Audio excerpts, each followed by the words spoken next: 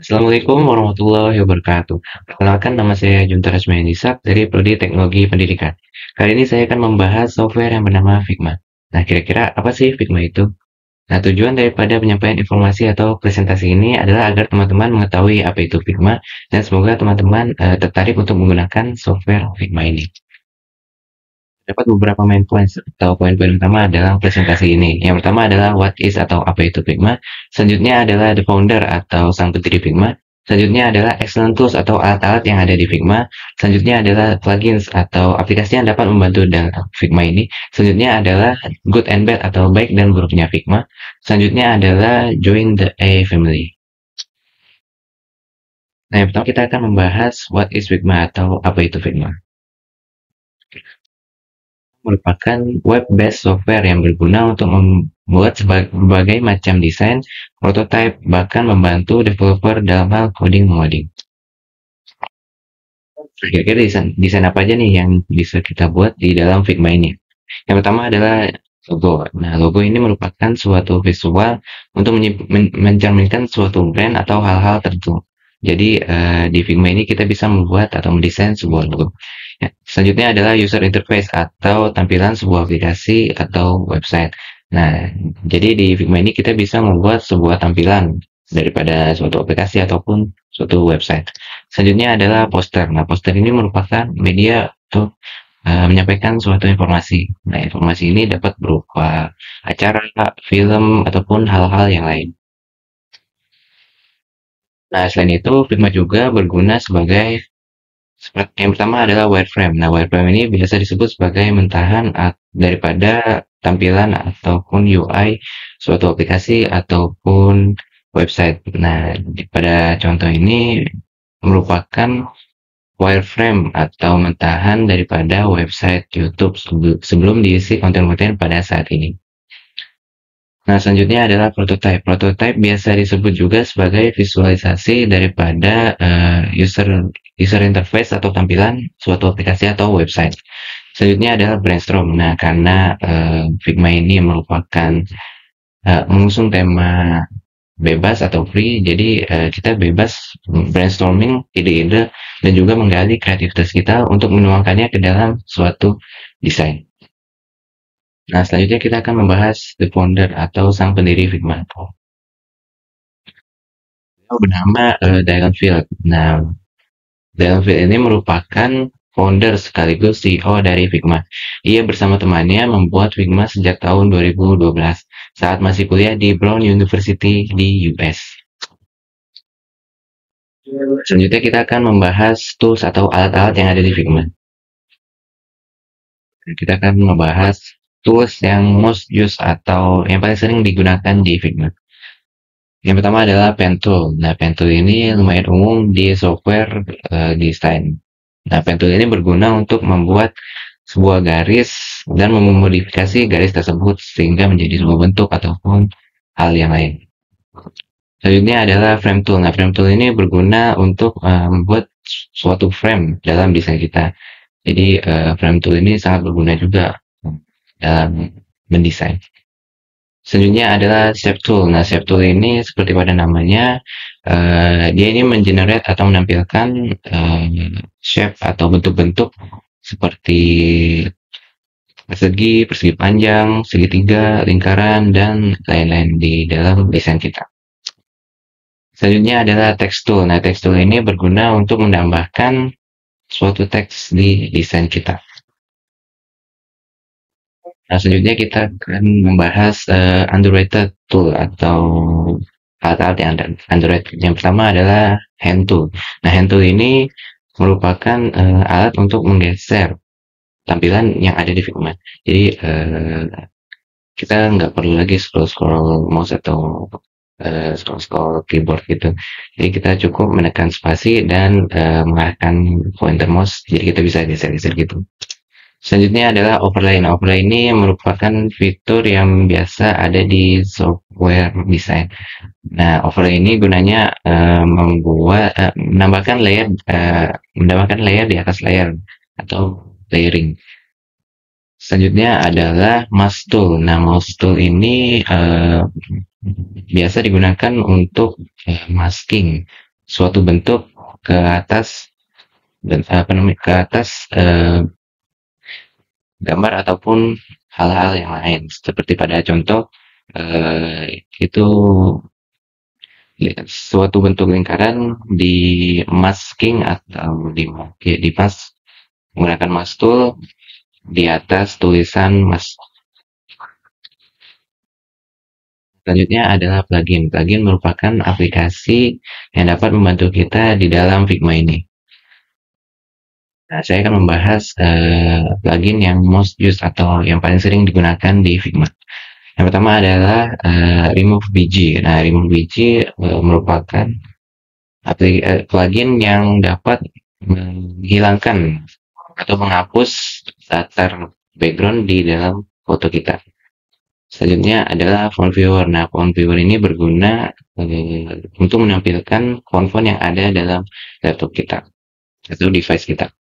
Selanjutnya adalah lorem ipsum. Nah, lorem ipsum ini berguna untuk memberikan deskripsi di dalam desain kita.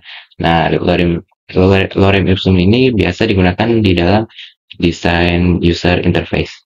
Selanjutnya adalah Iconify. Nah, Iconify ini berisikan banyak sekali icon yang kita dapat gunakan di dalam desain kita.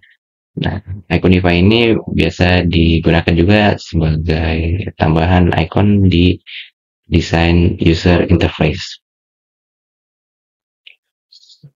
Selanjutnya saya akan membahas underrated plugin atau plugin yang underrated.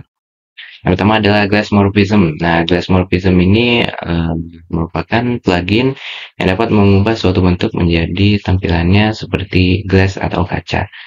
Selanjutnya adalah Figma AI. Nah, Figma AI ini berguna untuk mengenerate suatu gambar berdasarkan keyword atau kata kunci yang kita input. Selanjutnya adalah Artboard Mockup. Nah, Artboard Mockup ini berguna untuk memockup desain kita ke dalam produk-produk seperti handphone ataupun produk lainnya. Nah, selanjutnya kita akan membahas good and bad atau baik dan buruknya Figma. Pertama-tama kita akan membahas good-nya dulu.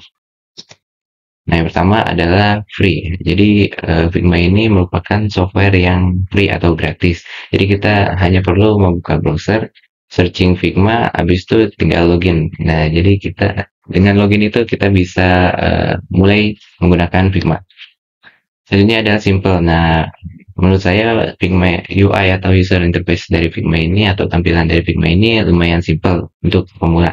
Namun tidak sesimpel software lainnya seperti Canva. Selanjutnya adalah collaborate. Nah, jadi di Figma ini ada fitur FigJam yang mana kita bisa berkolaborasi dengan teman ataupun user Figma lain untuk membuat suatu desain. Nah, selanjutnya adalah multi-platform. Jadi, Figma ini bisa diakses dimanapun. Di Windows, Android, macOS, ataupun di berbagai device seperti handphone, laptop, tablet, komputer, asalkan di device itu terdapat sebuah browser untuk membuka Figma ini. Selanjutnya kita akan bahas bad atau buruknya Figma. Menurut saya buruknya Figma hanya satu, yaitu need internet atau sangat-sangat memerlukan internet untuk memaksimalkan potensi yang ada di Figma ini. Namun Figma ini tak serta-merta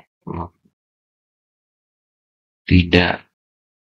Nah, namun Figma ini bisa juga diakses melalui offline dengan mendownload software Figma ini melalui browser.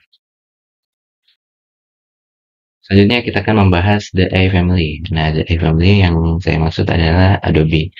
Nah, jadi dilansir dari news.adobe.com yaitu portal resminya Adobe. Nah, mengatakan bahwa Adobe ini mengakuisisi Figma. Nah, Adobe mengatakan bahwa combination atau kombinasi daripada Adobe dan Figma ini akan melahirkan new era atau era baru dalam kolaborativitas atau kolaborasi kreativitas. Nah, Darren Field selaku CEO dan founder Figma juga menyampaikan bahwa Figma ini ingin mengekspansi eh, komunitasnya ke berbagai macam negara. Dekatkan, kira-kira Adobe Figma ini akan terwujud atau tidak. Jadi Figma ini terdapat di Adobe Family, yang mana kita harus membayar Adobe itu untuk mengakses Figma. Kira-kira akan terjadi atau enggak nih? Semoga aja enggak ya. Nah, selanjutnya ada quotes dari Darren Field atau founder dari Figma ini, yaitu isi quotesnya adalah the beautiful thing about software is that you can keep improving it. Yang mana artinya adalah hal yang baik daripada sebuah software atau ya sebuah software adalah kita bisa terus mengimprovisasi itu. Nah, hal ini sejalan dengan Figma yang mana dulu itu Figma belum dikenal oleh masyarakat hingga sekarang ini sampai ke negeri kita atau di Indonesia ini ada komunitas Figma. Nah, sebagai tambahan untuk teman-teman yang ingin belajar Figma bisa untuk mengunjungi konten kreator yang ada di bawah ini. Designing curved carousels in Figma. So fast. Whack F. Bang a frame on the page. Duplicate your frame a bunch. Open up Unsplash. Chuck in your snaps. Lovely jubbly. Select all. Whack Shift A. Chuck it in your design. Whack O. Draw a super flat ellipse. Duplicate and drop it down. Fill with your background colour. Reduce the width of your carousel. Switch prototype. Set horizontal scrolling. Woohoo! There's our curved carousel in Figma. Itu merupakan Xander Whitehurst. Ya, beliau ini merupakan konten kreator dari platform Instagram. Beliau ini biasa dikenal sebagai biasa men-share tutorial dan juga tips-tips yang ada di Figma. Nah, yang paling terkenalnya dengan kata super fast. Di video kali ini kita akan belajar dasar-dasar menggunakan Figma. Namun sebelumnya, intro dulu.